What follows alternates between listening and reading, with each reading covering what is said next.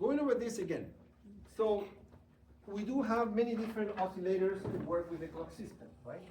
One of the things that, I don't know if I mentioned, but we should be clear about, is that any oscillator except for the HSI, which is enabled by default, any other oscillator that we want to use, we need to enable it, and then we need to wait for it to be fully enabled, right? So we need to check for a flag always, because it takes time for them to bring them online, okay? But very little time. But in code, you know, a few microseconds can matter.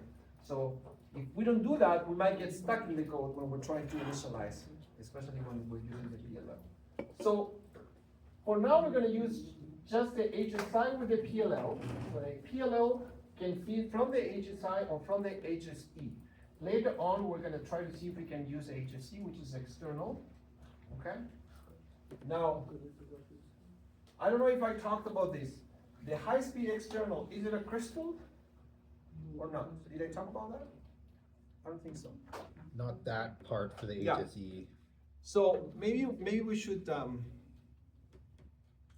show it here. So if we go to the board schematics, because I talked about this in the other section and I didn't go in much detail with you guys, so I don't want, oh, sorry. The board schematics. If we go to the debugging micro, which is this one, this is not the micro that we are programming, okay? But as you can see somewhere in here, this micro has an HSE, has an 8 megahertz crystal. And these micros in general can take crystals within the range of 4 megahertz to 48 megahertz. Now, why would you use a crystal? Well, because the crystals are super accurate. I think I mentioned that, right? So they are the most accurate oscillator you can get. Using quartz? Using quartz for that? I'm sorry, I didn't. Are they using quartz as like the actual like crystal that's doing the oscillation, or? I'm not so sure how is physically inside, to be honest. I'll have to search it out. Yeah, maybe I should add a link to more details about how the crystals are manufactured. I'm not so sure, to be honest. I'm not familiar with the process. What I know is that they're accurate and they need an input and an output, okay? Because they actually need a closed loop to function. Okay? If they only connect one side, then it won't work. Now, why does this micro have a crystal and the user micro, which is the one that we are using, doesn't really, or doesn't really need a crystal? Because all these micros have internal oscillators, okay? And so basically they can work without a crystal. However, the internal oscillators, they're pretty good nowadays. The micros are getting better, but it's not as accurate as a crystal. Now, is that relevant for our application? Probably not. Like if a few nanoseconds or a couple microseconds off, it may not make a difference to us. But it does for this guy, because this one is the one that does the debugging and the programming. And the debugging protocol is time critical, because when you're stopping the code and all that, so that needs to be accurate, right? So that's why this one has a crystal. Now this guy has also an MCO line, a master clock output, okay? Anyone familiar with this? Shoot. MSO? We might have done something with that last last like class. a couple of classes ago, right? So we verified that the clock was 60 megahertz, right? And we did it through the MCO line. So this is master clock output. So there's a way of outputting the clock or whatever oscillator you want to output on the MCO line to verify. So this debugging micro is using a crystal, as is HSE, and is outputting MCO. What for? Well, if we go to this top hierarchy here, we can see that the debugging micro, so if we go to this one, anything that you see, when you start using KiCad, hopefully you can learn some of this. These are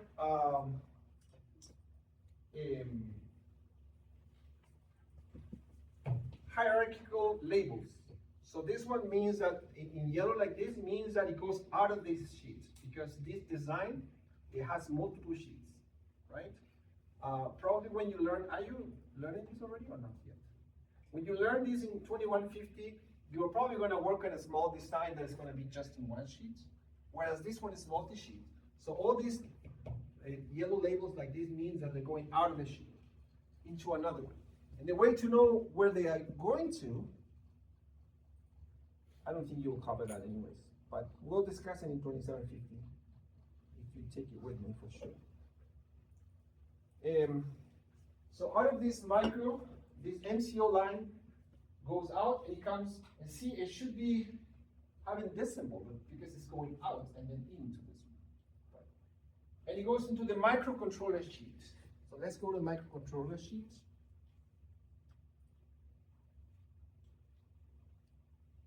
And as you can see, these are the pins for the high-speed oscillator, or the HSE. But the crystal is not populated. The DNF stands for do not fit, or do not populate. So basically this crystal, X3, if you try to look for it on your board, you will realize that it's not populated. Okay? So you could eventually populate it if you want to. But these guys are using this one. So the outputs from the other micro comes to this one. And since it's a digital oscillator, not a crystal, it needs only one line. The other one is ground. So this one doesn't feed back. Okay? So now this guy, the HFC that is getting is not really a crystal, but it's coming from the debugging micro. Now the question is, you think that one is accurate? Is it more accurate than the HSI? Yes. Yes. Why? If I'm using something to debug something else, whatever I'm using to debug must be more accurate, or at the very least as accurate as whatever I'm checking, because everything in systems are clock based. And the debugging micro has a crystal oscillator as the main oscillator, right? Therefore, the output that goes out of the debugging micro is accurate, because then the source is accurate. See what I'm saying? Yeah, so then the one that arrives here, it's almost like if it was a crystal, because it kind of cascades back to a crystal. I don't know if I'm making sense of what I'm saying.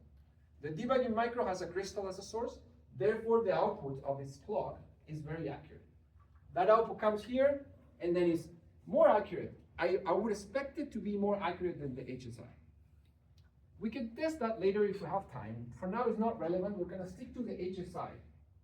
Okay? But just so you know, the HSC can be used also directly into this clock. So if we select the HSE as a source, then our clock is going to be automatically what? 8 megahertz, right? Because that is the output from the debugging micro. Now, if we use a PLL, the PLL can also source from the HSI or the HSE. But we're going to do HSI just for now. Okay?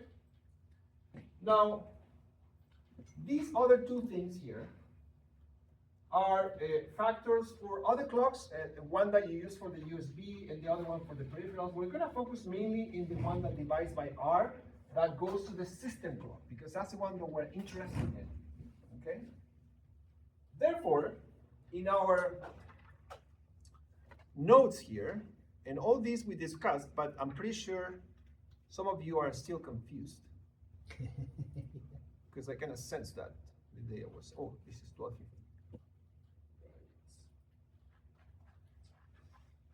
So we talked about the general formula for the PLL frequency, and is the input frequency divided by M multiplied by N divided by X, where X could be R, Q, or P depending on which one you're configuring. Again, we're just focusing on the R, which is the one that goes to the system clock. So in simple terms, our formula comes to this. Input frequency divided by M multiplied by N divided by R. Now, what is our input frequency, according to what we've been talking all this time? 16 megahertz, because we're using the HSI, okay? So that's going to be fixed. So it's just going to depend on these numbers. Now, the thing is, it's not that you can just put whatever number you want in here, because obviously there's limitations in the registers in terms of how many bits the number can be. Therefore, there's a maximum and a minimum.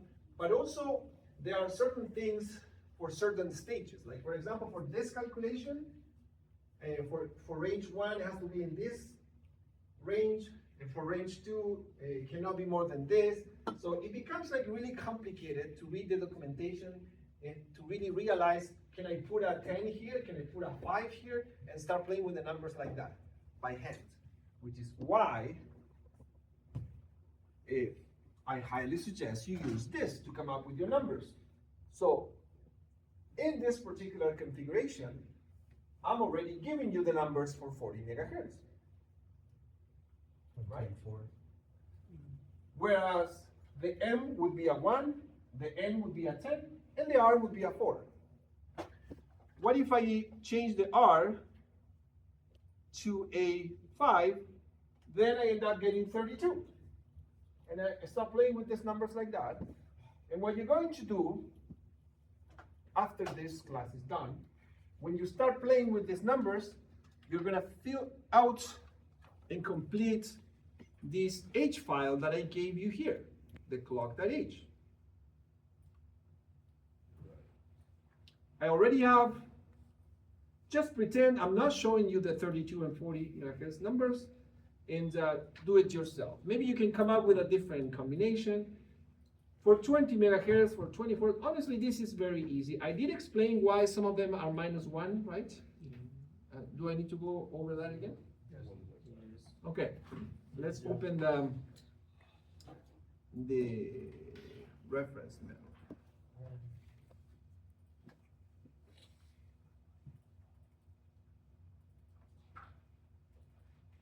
The clock system is one of the most complicated things on this micro. It's complex enough, and you will notice some other micros are even more complex when it comes to the clock system. You expect it to be very complex.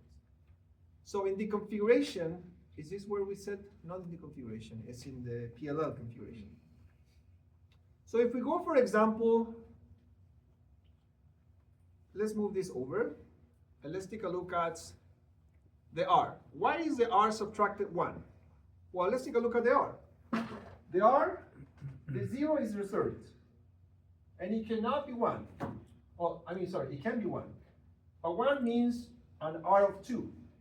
So when you go to CubeMX, let's put CubeMX on the other side. If CubeMX, you look at the R, the minimum the R can have is a 2. Okay? So obviously that's an invalid configuration because this calculation will be giving me 80 megahertz and the clock cannot be 80. The maximum can be 64. But anyways, the minimum you can select from here is R. So that is the minimum value the R can have, 2. But the problem is that here 2 is not really a 2 in binary, it's a 1. Because 001 in binary is a 1, and it goes like that. So it's offsetted by 1, which is why when you want to select an R of 2, then you need to subtract 1, so it actually writes this. Okay, that's why in the code, whatever R number that you come up with, in this case 8, you're going to have to subtract 1. Okay? All right, so if we go to the N is, where is the N? On this area. So the N is bits 8 and up. So that should be somewhere in here. Yeah. For the N, let's just look at CubeMX again. For the N, 0 is invalid. So the minimum, it has to be, well, it also has to do with the formula, right? Because we are divided by N at some point. We cannot divide by 0. So 0 is invalid. So N1 is reserved. And then, well, what else can we use? This one is also reserved. 7 is also reserved. But aside from the numbers that are reserved, when you look at these numbers, whatever you have here in binary is the same number. Okay? So 8 is 8. 9 is 9. 85, well, we'll have to go back to our 1550 and verify if this is 85 and 86 and so on. But I'm pretty sure it is. Okay? So then when we look at the n has all these possible numbers here, and the values that are reserved, of course, they are excluded. But then when we go here, we look at the end and we notice that the end is not subtracting anything. Okay? Why? Because the number that you put goes in there as is, because it's the same name as, the same number as the binary number. Now, of course, this constant here is the position. In the case of the n, they go from bit 8 to 14. So if you hover on the n here, this pause is a bit shifted by 8. Right? Because it's grabbing a number and it's bit shifted by 8, so it goes in this position. Okay? That is what these underscore pause constants are for. They are defined in the micro derivative file, that each include. So clock to PLL configure or config, which is These are just the PLL offsets, the bit shifting. Yeah, they're already defined for you. Same for this one. position. For the R, remember that the R, I think it was starting from 34. 24. No, it starts from 29. Yeah, the R, let's take a look at the R. Yeah, the R is here, see? From bit 29. So that's why it's bit shifted by 29. And then the M is bit shifted by 4. Yes, because the M is very close to the least significance. And in the M, 1 is 0. 2 is 1. So this one also needs to be subtracted 1. So when I want to use the M of 1, it actually writes a 0 here. So that's why it's subtracted 1. Okay? So you just need to write the numbers here for the R, here for the N, and here for the M, and you complete this table. Now, would you do some more? Maybe. I kind of gave you here the typical ones. I like 40 megahertz. I like 50. 64 is the fastest you can go. But I think I did explain when I went over, in some cases, the cycles don't round up properly, so maybe not convenient for timing. Maybe the one I'm missing here maybe is 25 megahertz. You can add more if you want. It's up to you. Once you have this table completed properly, then you can run my demo, which I believe is this one, right? The clock demo 1. And then when you follow the steps, instead of putting the M, the N, and the R here, you can just use a constant. So this demo is already including clock.h, even though my clock library is not yet completed. So this constant goes in here and already has the number with all the bit shifting and everything. And all I need to do is also OR it with the HSI as the source. Now, let's take a look at the steps one more time and let's check what we did here. The first thing we do is to disable the PLL. Why? Because if for some reason, maybe in the assignment, I could ask you this, as in I will ask you this, I could ask you to change the clock in runtime. So if the PLL is already set up to a certain speed, before you can configure it, you have to disable it. You have a question? Didn't you mention that like it would already be disabled? Yes, when you restart. But what if you set the clock to 40 megahertz and then I tell you when you press this button, change the clock to 20 megahertz. Yeah, then the PLL is already enabled, right? So now, realistic practical applications where you will change the clock, not so many to be honest, but in some cases, like if you're sending your micro to low power mode, for sure that could change the clock. Yeah, in some cases you might wanna, when you bring it back, you might wanna bring up the clock again. So there are some scenarios where you will want to change the clock in runtime. Okay, but normally for most applications, you start with a clock and then you keep it through the entire application. Okay, that's why it's a good practice to disable the PLL first. Then when you disable the PLL, you gotta wait. Remember, when the PLL is fully enabled, this PLL ready flag will be 1. So when you are disabling, you need to wait for the hardware to actually clear this flag. That is why you're waiting while the flag is 1. That's what you're doing here. So you wait for it to become a 0. Then after that, when the PLL is fully disabled, then you enter the numbers that you calculated and put it in this enumeration, plus or with the source for the PLL, which in this case is the HSI. Later on, and this is done in the PLL configuration, right?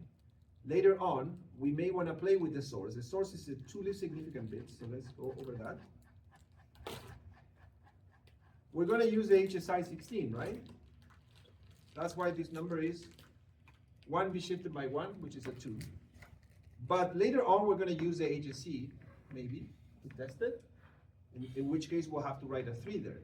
Now, if we want to use the HSC, what we need to do is to enable the HSC first, and then wait for the HSC to be fully enabled. See, kind of similar to what we're doing here. We don't have to do it with the HSI because the HSI is enabled by default. Okay. Once we have the PLL fully configured, only then we can enable the PLL again. So we do the opposite of what we did here at the beginning. Now we set that PLL on bit, and we wait for the PLL to be fully enabled, and that's going to happen on the PLL ready flag. And now the PLL ready is going to come from 0 to 1, which is why the while loop here is the opposite as this one. See, this one is waiting while the flag is 1. This one is waiting while the flag is 0, because we're doing the opposite. We're turning on the PLL. Once the PLL is fully on, only then we can enable the outputs of the PLL. In this particular case, we want to enable the R outputs, the R enable, because that's the one that goes to the clock system. And we also want to enable the P, which is the one that goes to the peripherals, although we could not enable this one, and I think it should still work. Okay, because all we use is the R. You can try that later. At this point, the PLL is fully configured and is working fine, and it has its outputs enabled, everything. So all we need to do now is to set the PLL as a system clock, and that happens in this configuration register. So if we look in the RCC configuration register, in the source, the 3 least significant bits,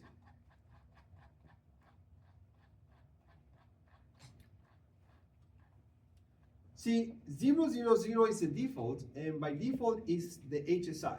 So by default, the HSI is your system clock, which is why when we first started using this micro, it was running at 16 megahertz because it was using the HSI, okay, all the time. Now we're going to set it to PLL R clock, which is 010. I think I did show you that this constant didn't exist, which is why in my clock.h, I added this couple of constants. I think if you download the clock.h, you will already have this one. But then in class yesterday, I added this other 2 just for demonstration purposes. Now, these are defined. So basically, I'm saying this one is this one. That's how you do a define. Remember, when you do a define part 1, this is the same. Define this as this. It's almost like it has an equal sign in this space. So what I'm saying is that the RCC underscore CFRG, sorry, CFGR underscore SW underscore PLL is equal to this.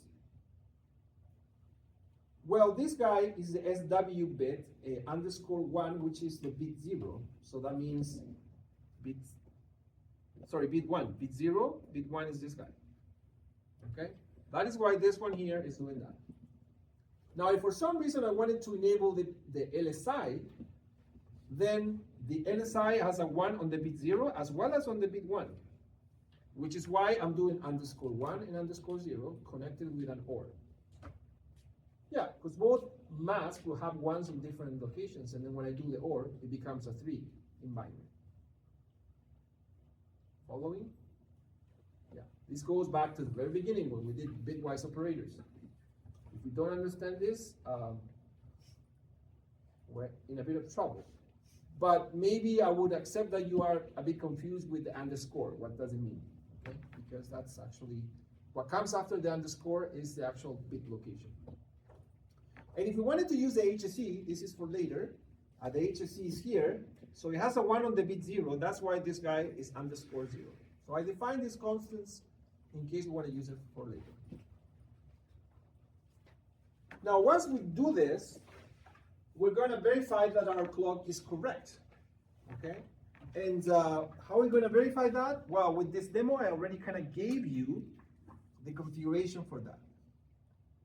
The first thing you're going to do is to enable the alternate function on the pin you want to use for the master clock output, MCO, okay? In this particular case, I'm using PA8, but that is also available on PA9. Now, it is not enough with just enabling the alternate function, because then I need to enable also the master clock output in this register.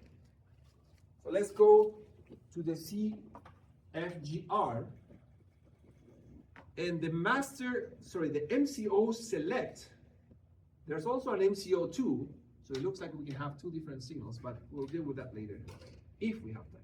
The MCO select is from bit 24 to 27, so if we look here, by default, there's no MCO out, see?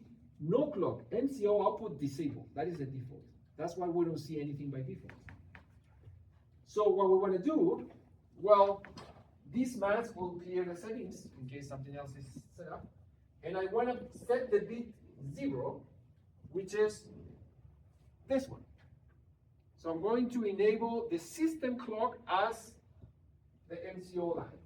Okay, so that should show me the actual system clock. Now, there are oscilloscopes like your 82 that cannot go really high in frequency. These ones can go up to 70, so these ones won't have a problem.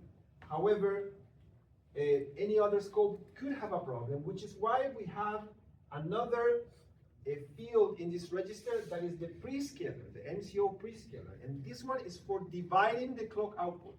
Again, this guy here is not dividing the clock. Your clock is still the same, it's already configured.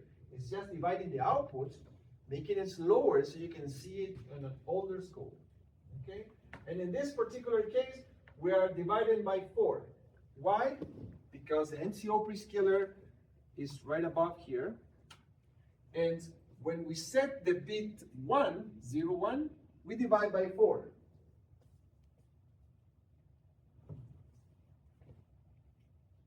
Oh, this is incorrect. That should be divided by 2, right? I might have changed that before. How do I divide by 4? How do I change this constant? Who can tell me? Underscore what? 1. Underscore 1, excellent, yeah. Oh, my mistake. Yeah, I don't know how I came up with that. That might be something I was changing on the fly and then I forgot to change it back yesterday. All right? So if this demo is correct and I run it, how much should I be seeing on the MCO line? What speed? 4? 10, right? Because I'm dividing by 4. 40 megahertz divided by 4 is 10 megahertz. Now, yeah, no, that's correct. Huh? Oh, you just read it. Oh, for a moment I felt excited about it. I was like, yes, he's getting. And I did talk about this too. There's a clock init PLL function that you have to call, but you know what? It's just kind of copy pasting this into the function, right? So the only thing is that the PLL range that you're using here has to come in as a parameter that is going to be taken from where? Well, from the constants that you are filling out, right? From these ones. So your PLL range is this custom type here that can be any of these ones. So when you call this function, you're going to pass in that. Then, to enable the clock output, you're going to say MCO select. So which one of these you want to use? See, if you want the system clock, this one already has a 1 bit shifted by 24, which is what we should have here, right? So I'm looking at this pin. So I'm already helping you with this. And the division, the same thing. It's also taken from here, and I went 1, 2, 4, 8, 16, and then I got bored and I jumped to 128, but feel free to fill the rest. If you want to, you can do all the other prescalars.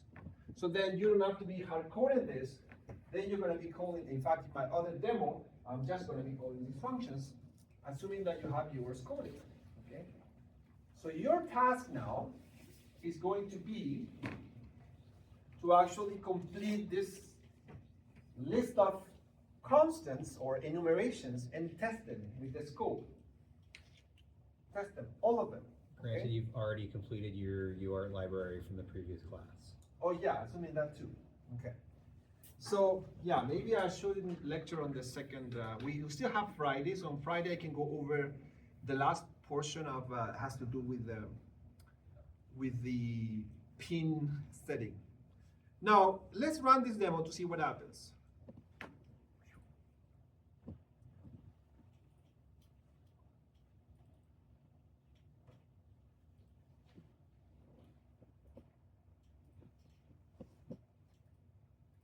Oh, I need to connect to PA8. So let's bring up PA8 to a pin. So where do we have PA8? Let's take a quick look.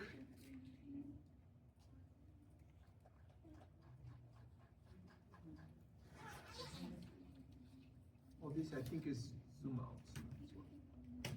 PA8 is here, 23. From 37, so 8th 37, pin up from the bottom. 35, 33, 31, 29, 27. What is it? It's the 23. 8th pin up from the bottom on the left 27, side. 25, 26.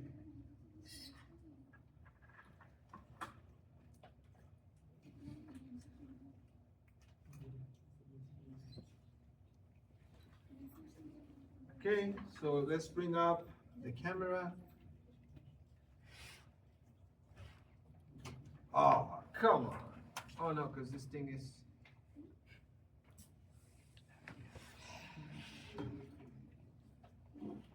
And it doesn't even have a refresh button here. Okay, I'm gonna run the demo. Boom. And beautiful, I got 10 megahertz. Okay? What happens if I don't prescale at all? How much should I see? Should be 40. 40. Okay. Huh. I'm starting to have a problem here. It's kind of showing me 40. But I'm having difficulty triggering. In fact, the signal is becoming very small, with sort of like an offset.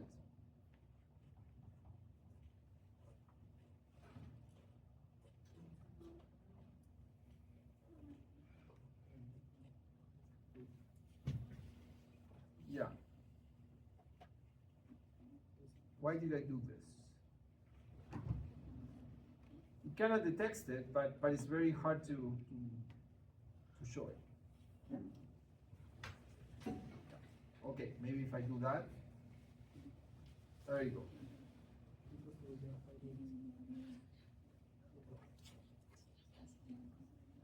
Yeah, it's coming there, but it's difficult.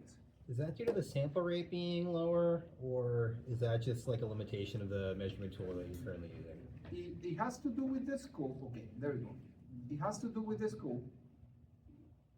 That is hard to trigger, but what do you notice here? Where's your 0? Not clear. Yeah, the 0 is down below, right? It's right there. And right now we're how many volts per division? 500 millivolts. So it's not so clear, but I can count the. Let me see if I can do this. I don't think you will be able to see anything there. But if you can see some of the squares, it looks like this is dot 1, 2. It's got an offset of 3 volts. So this is around 3 volts, but it's so tiny. It's almost like a ripple and it doesn't go down all the way. That's not going to give you a clear logic low. Yeah. It's just going to be high at all times. But is this due to the scope or something else? The scope should be able to handle the signal. So the way you posed the question tells me that it's an issue with what we've coded here. Yeah. No, there's no problem because when we do the prescale by 4, it shows a proper 10 megahertz signal. It has to do more with the pin itself, okay? And those are the things that we're going to discuss probably on Friday. That comes in the next lesson. And maybe I can do just a quick introduction and let you work on the rest. There are performance considerations that have to do with the micro when you increase the clock speed. One of the performance considerations is like the flash latency. If you increase the clock speed too much, then the micro is too fast for the flash memory. Remember, the code gets stored in the flash memory. So if you're going too fast, it might be that the micro is trying to push or read data from the flash too quickly and the flash cannot keep up. So we need to add certain delay cycles to be able to access the flash. So if we're doing communications, then is this just like a limitation of UART specifically? Because there are other communication protocols that seem to be able to handle this a little better. No, this has to do with the flash. We're not communicating with the flash via any serial protocol. It's a parallel access, but still, the flash itself has some latency. So we cannot really read or write too fast. So there's a bit of an issue here. That's So where it's we would need faster flash memory to Yeah. reduce this Yeah. issue. Yeah. Okay. Now, we can solve that problem. Now, if you don't do this, you may not even notice it, right? Because if the micro is not running like such a heavy code, it won't be a problem. It's just going to, at some point, if you're running something really fast, it might be generating like a bottleneck in terms of the flash. So these will compensate that. We'll go over that next class in more detail. Now, since we will lose a little bit of performance by doing this is an example here. There's a way of actually enabling what's called the I don't know what it is, instruction prefetch. I don't see that in here. But anyways, there's a way of sort of like preloading the instruction so it actually sort of recovers a little bit of the time that it loses by slowing down the access to the flash, if it makes any sense. That's one thing. And the other performance consideration has to do with the GPIO itself. So in your GPIO header, you will notice that there were some other functions there that we haven't coded. One of them is to set the speed of the pin. And the pin by default is very low speed. That is why we're seeing that signal. So we need to set it to at least high speed. And that table is based in here. So for example, this is approximate, because it says that the low speed is good for approximate 2 megahertz, but we noticed that we could see clearly a 10 megahertz signal with no problem with this default value. So probably these numbers are not the best, but it says high speed approximately 50. I checked myself and I verified that with high speed setting, we can go all the way up to 64 and it shows properly on the scope. Okay, so eventually, depending on the clock speed that we choose, if we want to use the pin to scope it, we're gonna have to adjust this. And we're gonna show a demo on this on Friday. And we're gonna go over this again, okay? So I just want you to be aware for now. So what you're gonna do now to test your frequencies, you're gonna use a prescaler. Maybe the same that I'm giving you there, like 4. Just when you set the 64, you should be seeing what? 16? That's, yep. Yeah, 16 should still be able to show up properly here, I hope. Otherwise, you prescale by 8. And then, see, you gotta get used to the prescale and what you should be seeing on the scope to verify your clock, okay? It's important. Every micro has the capability, I said that at the beginning, It's not that you just set the micro to 50 megahertz and you hope that it will be 50 megahertz. It doesn't work like that. You have to verify it. Okay? That's what we have. That's it. Thank you for your attention.